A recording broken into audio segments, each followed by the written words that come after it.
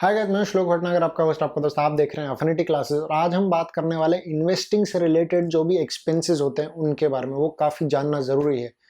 तो वो चालू करने से पहले अगर आपने अभी तक ये चैनल को सब्सक्राइब नहीं किया तो जल्दी से जाकर सब्सक्राइब का बटन दबाइए और उसके बाजू में जो बेल आइकन है उसे भी दबा दीजिए ताकि जब भी मैं नया वीडियो निकालूं आपको नोटिफिकेशन आ जाए। तो चलिए शुरू करते हैं।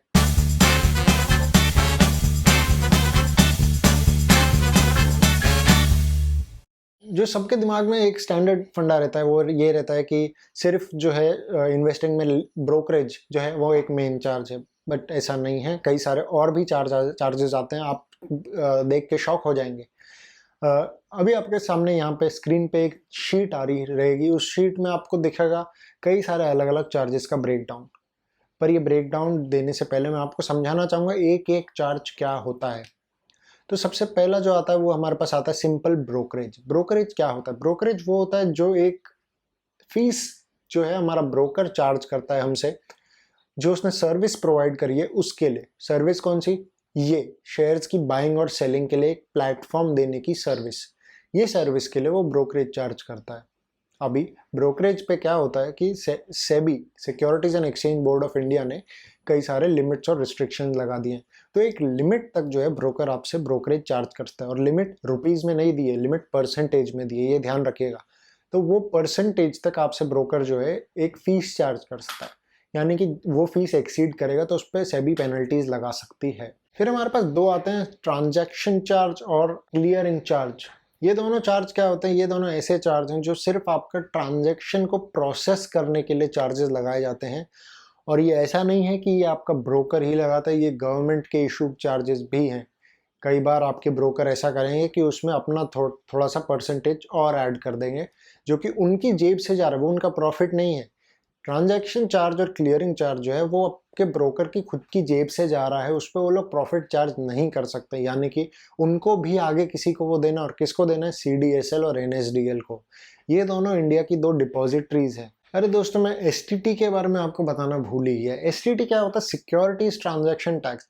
एक ऐसा टैक्स जो आप अपने सिक्योरिटी के ट्रांजैक्शन पे कर रहे हैं। ये कोई चार्ज नहीं है, ये टैक्स है, यानी कि ये गवर्नमेंट का रेवेन्यू, ये सीधा सेंट्रल गवर्नमेंट को डिपॉजिट किया जाता है। सिक्योरिटीज ट्रांजैक्शन टैक्स, आप जब भी आप ये पे करेंगे आप इसका टैक्स बेनिफिट क्लेम कर सकते हैं अंडर LTCG। अब जब भी ट्रांजैक्शन करते हैं, आप कोई भी शेयर बाय सेल करते हैं, आप उसका स्पेसिफिक परसेंटेज, एक बहुत ही माइनर परसेंटेज होता है, आप वो पे करते हैं STT के तौर पे। ये एक टैक्स है जो आपको पे करना पड़ता है। उसके बाद आता है GST। अब आप सोच रहे होंगे GST किस पे लगता है? शेयर्स की परचेज सेल पे GST थोड़ी लगता है।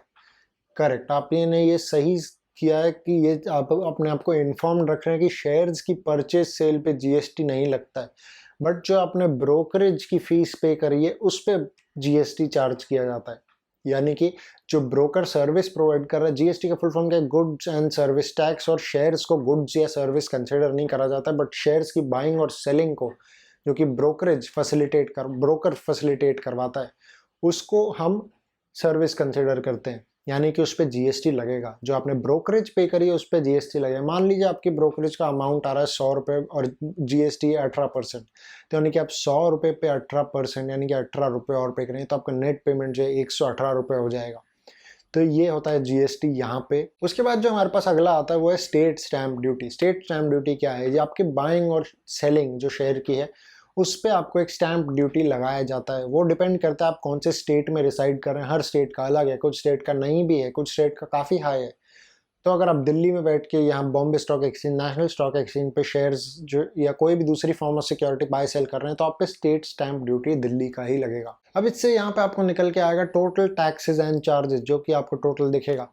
ये टोटल जो है, ये टोटल आपके नेट प्रॉफिट में से माइनस होगा, तब जाके आपको निकल के आएगा आपका प्रॉफिट वैल्यू। अगर मान लीजिए आप प्रॉफिट में नहीं हैं और आपने ये चार्जेस बेयर किए हैं तो फिर आप लॉस में, एक्स्ट्रा लॉस में चले जाएंगे। आप पहले से लॉस में तो उसमें और चार्जेस जोड़ गए तो फिर आप और लॉस में आ गए। तो दोस्तों आज के वीडियो के लिए बस इतना ही। अगर आपको ये वीडियो पसंद आया तो जरूर इसको लाइक कीजिए, शेयर कीजिए अपने दोस्तों के साथ। कमेंट में हमें लिख के बताइए आपको वीडियो कैसा लगा, हम सारे कमेंट पढ़ते हैं। और अगर आपको कोई स्पेसिफिक वीडियो देखना है तो फिर आप हमें मैसेज भी कर सकते हैं हमारे इंस्टाग्राम हैंडल पे, जिसका लिंक आपको डिस्क्रिप्शन बॉक्स में मिल जाएगा। तो दोस्तों मैं चलता हूँ, आपको मिलूंगा अगले वीडियो में। शुक्रिया।